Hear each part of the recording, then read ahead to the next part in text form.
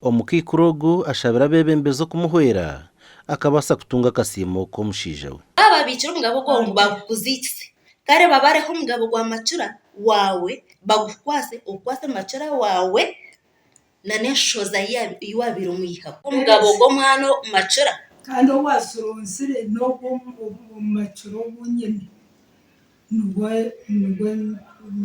nibwo yasoronsire kusya obufayiro bwakinyakire. Okurugirira aha mukikurogu omutabani hati namutinasiriza buri kwari kumushaba sente ezi.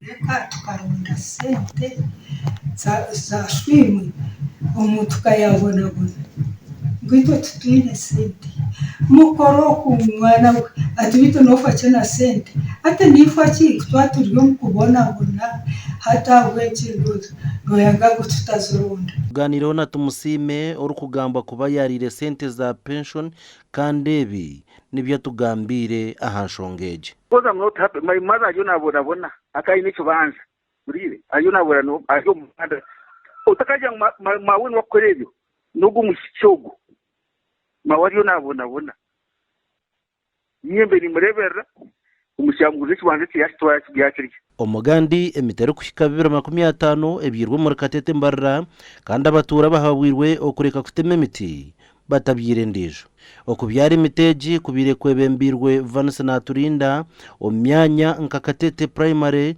St Mary's na Katete Church of Uganda. Ecyo kubanza netuhereza oxygen y'ituri gukora ki y'ituri kwisya netuhereza ki ekibunda egarke kora ki etuhereza injura cyo kurebera twine global warming twine omushana mwingi tuhe kuhinduka desert abo kugira ngo twine emiti mbwenu campaign age mukama tukere mwo mukisha. Mukuru wa Katete Primary School muhaye mashomero agatungira imiteji asimira intekateka Ivan shatandikireho n'ekigendererwa cyo kurinda byo bahango kandi nshiga ntizaguma tukirinda ikure kandi nabanda binde byo kuturetera kandi bashaba ni mwije Katete School Primary School is open.